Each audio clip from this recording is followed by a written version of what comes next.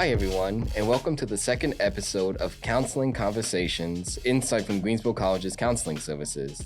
This podcast features discussions and insight from Micah Wyatt, the Director of Counseling Services here at Greensboro College. And on today's episode, we're still in the month of February, in the month of Valentine's Day, so we wanted to talk about dating violence. We offer a trigger warning since this is a very sensitive subject, and if you know someone or you are in a dating violence situation, the National Domestic Violence Hotline is 800-799-7233.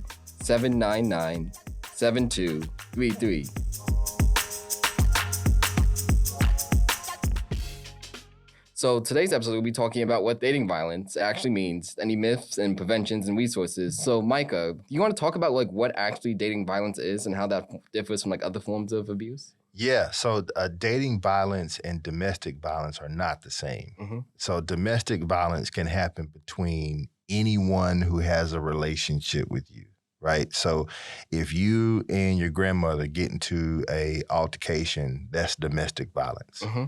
Dating violence is specific to individuals who are in an intimate partner relationship.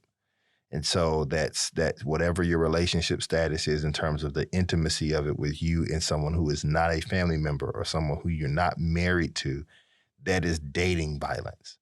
And so we make this distinction because sometimes there are different ways to approach how to handle it, right? Mm-hmm. It's much more difficult to handle domestic violence because sometimes, especially if it's a family situation, you have to go back to that family. You see what I'm saying? Mm-hmm. In dating violence, you don't necessarily have to go back to that relationship, right? And so therapeutically, we approach these things kind of differently. Because if in a dating situation, violence enters and you continue to return to it, we want to know more about what is it that's causing you, that's drawing you back to that relationship.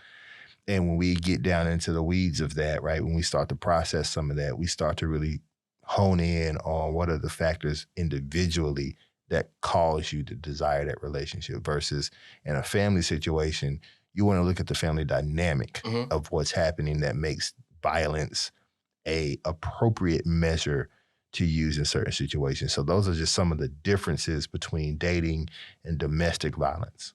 I know you just used the word causes, and dating violence can happen in any situation. But do you want to talk about maybe how it can happen on a college campus? Sure. So on a college campus, sometimes you can be in a relationship with someone and you notice they start to get a little bit jealous when you talk to other people. Not that you're trying to be, overly friendly or flirtatious or anything. You're just having casual conversation and you notice that they start getting jealous of that. That could possibly be a starting point to what dating violence could become later, right? Yes.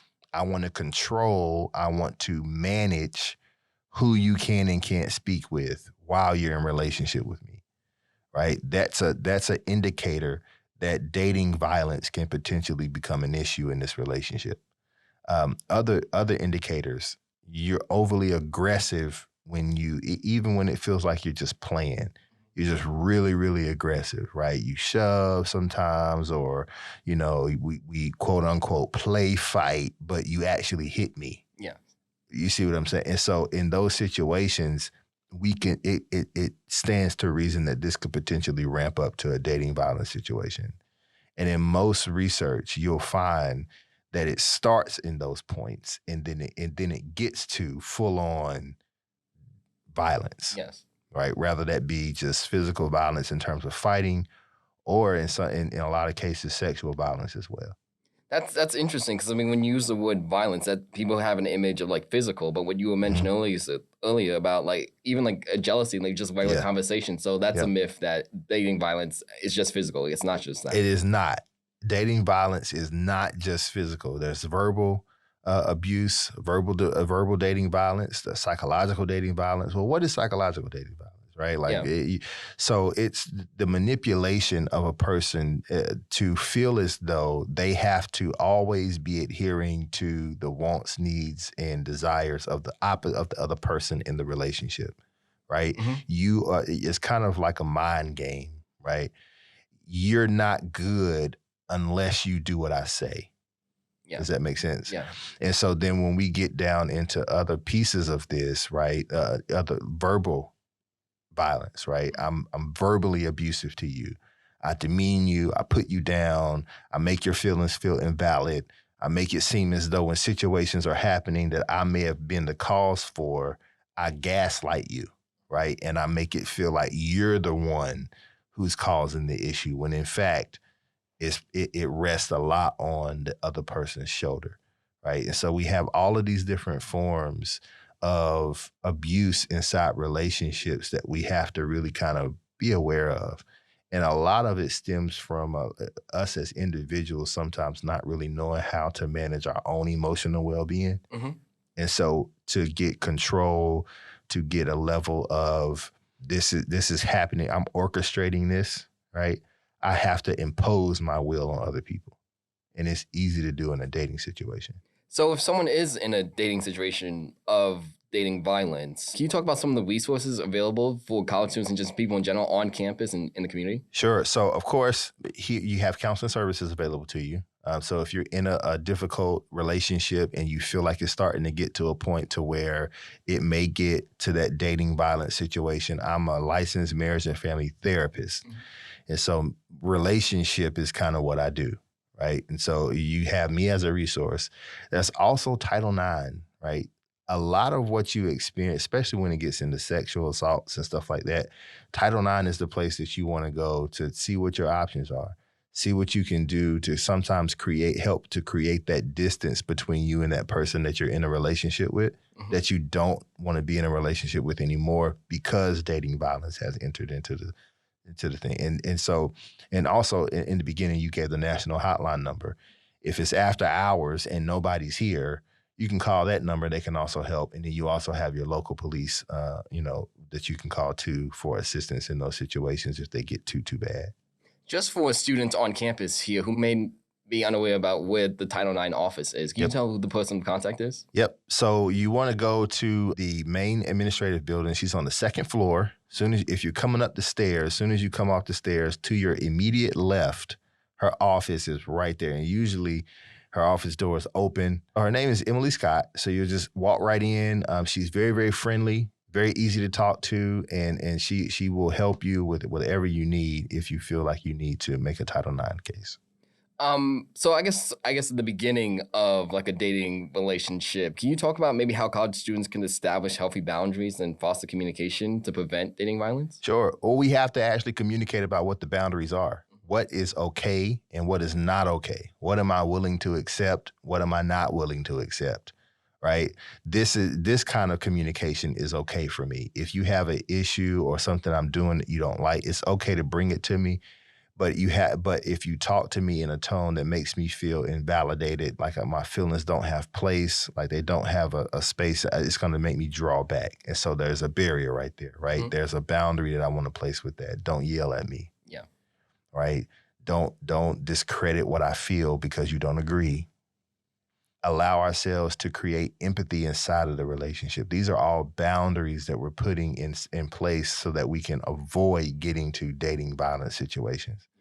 And I'm looking at the way that you're treating me, but also the way you treat other people, right? Sometimes you can tell a lot about a person the way they treat other people, and that can tell you information about how they're probably going to treat you in the future. And so if they're violent towards, let's say you had a heterosexual couple and the female in that couple was violent towards other males before, there may be a chance that she could get angry with you and get violent towards you, or vice versa, right? And so you're looking at those things. You're not being overly critical, but you are looking and asking questions like, hey, I noticed that you did this, and I don't know if that's something that you do all the time, but that's not okay for me, right? And being okay with having a boundary is important, right? Sometimes it feels like my boundary is imposing on another person or it makes them uncomfortable. Boundaries tend to have a way of doing that. Boundaries sometimes are not always comfortable because they challenge who we are, right? It challenges me to operate with you in a certain way. So I would say the beginning of this is creating boundaries and having that conversation in the upfront. Don't wait till we're 6 months in. Now we want to have a conversation. No. We got like 2-3 weeks. Okay, this feels like we might be interested in going in a certain direction. because nowadays we move kind of fast in relationship now. And so let's have a conversation now. These are my intentions with the relationship. What are yours? And here are the boundaries that I have that would need to be in place for me to feel comfortable and safe inside the relationship. So it's kind of like just like a building or just any kind of organization. Like it all starts with like the foundation and the base. Yes. But that's the thing. When you take away person-to-person interaction, for a whole 2 years, people couldn't interact with each other because of COVID. When COVID came and it separated people, and we see the effects of that separation. Things started to go up. Domestic violence started to go up. Mental health started to go up. Depression and anxiety started to raise. So these things happen because of that isolation. And then when you put social media in the middle of it, now it creates an even more, a greater distance between my ability to develop profitable relationship with people. And so it makes it even the more important for us to have these conversations in the upfront, because these things are now having to be retaught. I have to reteach myself how to interact with people. I have to reteach myself how to be cordial, how to be nice and friendly, and how to actually have conversation in a way that both of us can feel like we're getting something out of it. Does that make sense? Yeah, it does. So my last question, and this whole topic is just very tough, but this situation can be very tricky. So like if a college student, how can they effectively like support a friend if they notice that their friend's in a situation of dating violence? And that's hard. Yeah. So first, let's just acknowledge that is difficult. Mm-hmm. Like I have a friend, they're in a dating violence situation, and I want to be helpful, but I'm not really sure how. And do they even want me to be helpful? Mm-hmm. Right? Some of the things that we can do is to potentially maybe have conversation with them and point out what we're seeing as a third party. And some of that conversation looks like, hey, I'm not trying to tell you what to do. I don't want to be the person who or the friend who does that. But here's what I'm noticing. How does that feel for you? Do you feel like you want to talk to someone about that? And if they communicate, yes, I do want to talk to someone about it, but I'm not quite ready to go to a formalized professional setting to do that.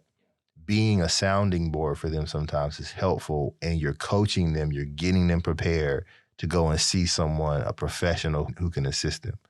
And so we start with us just having conversation like, hey, this is not good. Yeah, I know it's getting bad, blah, blah, blah. And as we get into that conversation, it turns into, hey, why don't we go and talk to the counselor here on campus? I'll go with you. If you're comfortable with it, I'll go with you. And we can just go and talk and see what resources they have. Because it sounds like you just want to be out of the relationship, but you don't feel like you have the space to do it, right? And so then you come, we process it, we talk about it, and we start to put things in place. If leaving the relationship is the goal, for you to successfully leave that relationship and help you out. That makes sense? Oh, definitely. Good.